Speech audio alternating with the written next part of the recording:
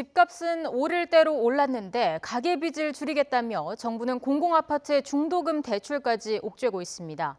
한 푼 한 푼 모아서 집을 사려던 서민들의 내 집 마련은 더욱 어려워졌고 부동산 과열이 완화돼서 집값이 떨어지기만을 기다려야 하는 형편입니다. 보도에 이정미 기자입니다.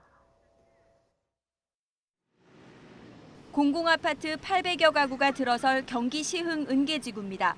2019년 입주를 앞두고 분양이 시작됐지만 중도금을 대출해주겠다는 은행이 없습니다.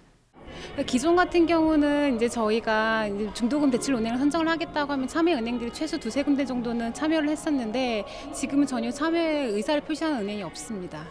가계빚을 줄이겠다며 정부가 중도금 대출부터 옥죄면서 무주택 서민을 상대로 한 공공아파트까지 직격탄을 맞고 있는 겁니다. 중도금 대출이 없으면 무주택자가 이 공공아파트 84제곱미터를 분양받았다 해도 2년 안에 1억 원 가까이를 개인적으로 마련해 납부해야만 입주할 수 있습니다. 당장 목돈이 없는 서민들은 살고 있는 집 전세금을 빼내 월세로 옮겨 중도금을 마련하거나 신용 대출을 받아야 집을 살 수 있다는 얘기입니다. 민간 아파트도 마찬가지입니다. 정부가 대출 규제를 발표한 지난 8월 25일 이후 분양한 아파트 가운데 중도금 대출에 성공한 단지는 단 19%에 불과합니다.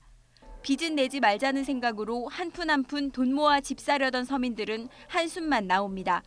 차곡차곡 모아서 이렇게 집도 구매하고 할 계획이었는데 진작에 집을 구매를 할 걸 그랬나 부담을 좀 안더라도 그나마 빚을 내 집을 산 사람들이 안도의 숨을 내쉬는 상황. 하지만 대출 규제에 이자가 올라갈까 봐 불안하기는 마찬가지입니다.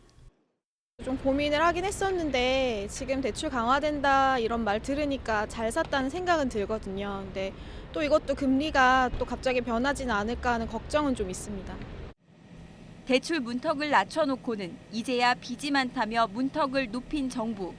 오를 대로 오른 집값에 서민의 내 집 마련만 더 어려워졌지만 정작 부동산 과열이 꺼지면 돈을 빌려 집 산 사람들이 피해를 볼 것이 또 우려돼 이러지도 저러지도 못하고 있습니다. YTN 이정미입니다.